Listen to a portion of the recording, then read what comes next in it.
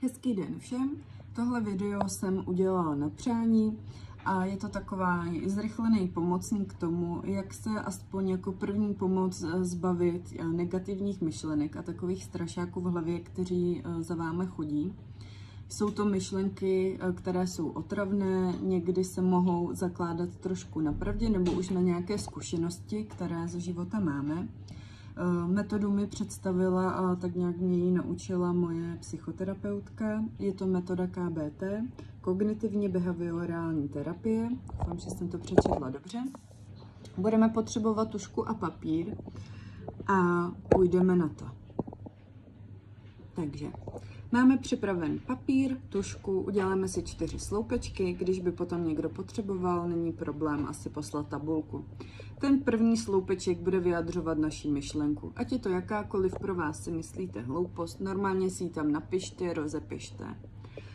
Další sloupeček bude proč ano, co se tady na té myšlence zakládá na pravdě a proč je vlastně ve skutečnosti pravdivá.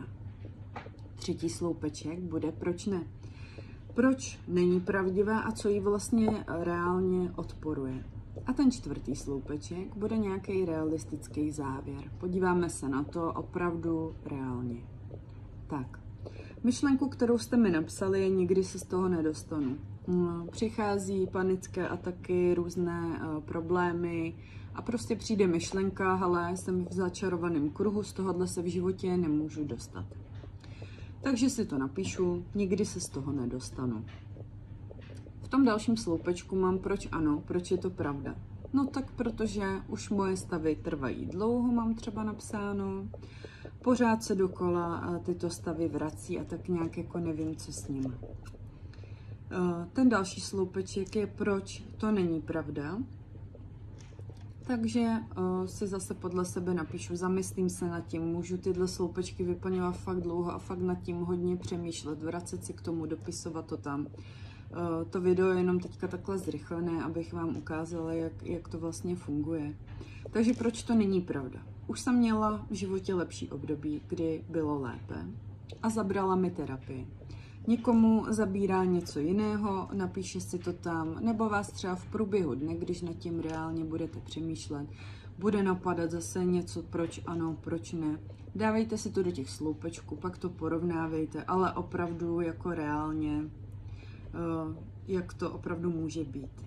A reálný závěr z toho, dobře, mám nějaké záchvaty, učím se s nimi pracovat, může to trvat, než to celé přejde, nebo než se z tohohle hrozného období dostanu, ale jde to, ta cesta tam je a už mi bylo líp. Když mě naposledy teďka hospitalizovali s krvácením do břicha, měla jsem hrozný strach, že to celé budu muset zažít znova. Ty bolesti, to odloučení, tu nejistotu a tak dále. Takže mě to strašilo. Spousta věcí se zakládalo na pravdě. Měla jsem tu myšlenku teda, že znova se dostanu do nemocnice, budu to muset prožít celé znova. Proč ano, tam bylo docela veliké, protože prostě v těch statistikách to tak bylo a doktor mi řekl, že se to skutečně může stát, že můžu do toho ještě všeho dostat krásný zánět, budou to drenovat, celý si to prožiju znova a skončím tam prostě na nějakou dobu. Pro mě prostě hrozná katastrofa, do toho, když vám je špatně jako po psychické stránce a ještě to zdraví zlobí a teďka nevíte, jaký budou výsledky, co a jak dál, tak to bylo prostě hrozný kolotoč. Tahle myšlenka se opakovala prostě pořád, člověk s ní stával a tak.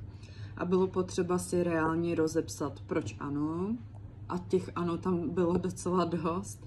A proč ne? Jo, chodila jsem na měření CRP, to bylo dobrý, neměla jsem teplotu, nezežloutla jsem, byla jsem bez té horečky, ta bolest se přestala zvětšovat, ale u každého píchnutí nebo u větší jakoby zabrnění v tom břiše, nebo když se to ozvalo, ta hojící se rána, tak mi to znova naskočilo, že jo, a je to tady. A zase mě hospitalizují a proč ne. A tolikrát se člověk musel opravdu uzemnit za ten den, že to bylo až vyčerpávající.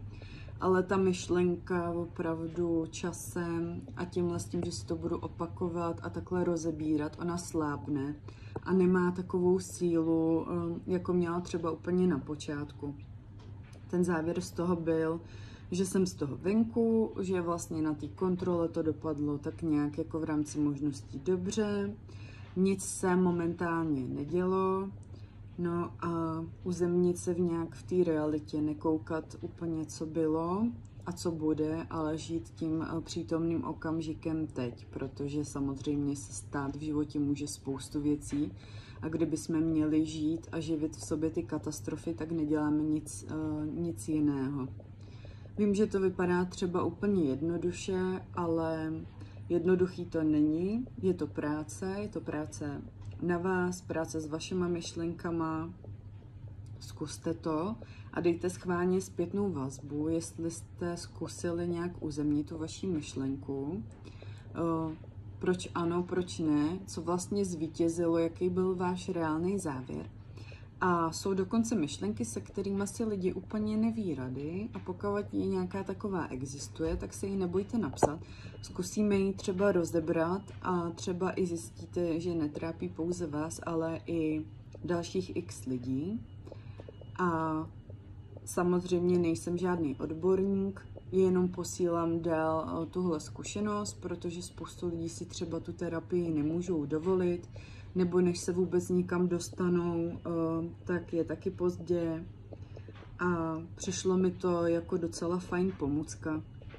Tak budu ráda, pokud aspoň někomu z vás pomůže. Takže papír, 4 sloupečky, myšlenka, proč ano, je pravdivá, proč ne, proč není pravdivá a nějaký reálný závěr. Můžete nad tím strávit opravdu x hodin, rozeberte to a uberte té myšlence na síle a nedovolte, aby vás obtěžovala tolikrát. Jo, třeba za pár dní zjistíte, že ta myšlenka opravdu chodí už méně častěji než nyní. Jo, děkuji a budu se těšit na nějakou zpětnou vazbu. Mějte se.